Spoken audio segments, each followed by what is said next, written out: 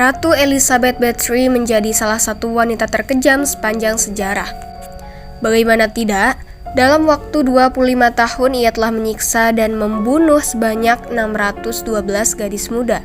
Kronologinya, saat usianya mulai memasuki 40 tahun, Elizabeth takut kehilangan kecantikannya karena penuaan. Hingga di suatu hari ketika seorang pelayan sedang menyisir rambut Elizabeth, ia pun tak sengaja menarik rambutnya hingga membuat Elizabeth marah dan menamparnya dengan keras hingga berdarah.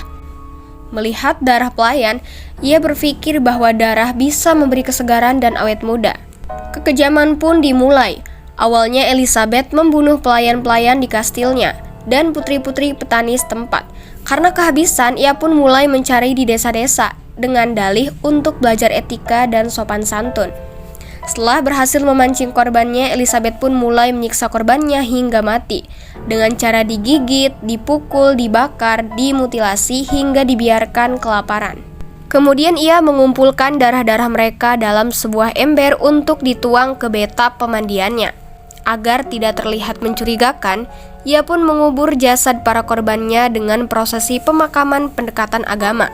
Namun karena jumlah korban semakin banyak, ia pun mulai kehabisan alasan dan memilih membuang korban secara asal seperti ke ladang, sungai, kebun sayur, dan tempat lainnya di belakang kastil. Ternyata ada salah satu korban yang selamat dan melarikan diri. Lalu ia segera melaporkan hal tersebut ke pihak berwenang. Pihak berwenang pun langsung menyelidiki laporan tersebut dan mendatangi kastil. Ya, mereka melihat pemandangan yang sangat mengerikan. Ada yang telah mati dan ada yang masih hidup. Di tubuh mereka terdapat banyak lubang tusukan benda tajam.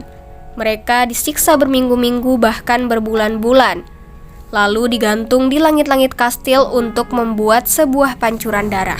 Elizabeth pun dinyatakan bersalah dan orang-orang yang terlibat pembunuhan dipenggal dan dikremasi kecuali si Elizabeth ini karena ia masih menyandang status bangsawan. Elizabeth pun akhirnya dipenjara selamanya di dalam kastil tanpa jendela yang hanya memiliki celah kecil untuk mengantarkan makanan. Tak lama setelah ia dipenjara, ia pun meninggal di dalam sana pada usia 54 tahun.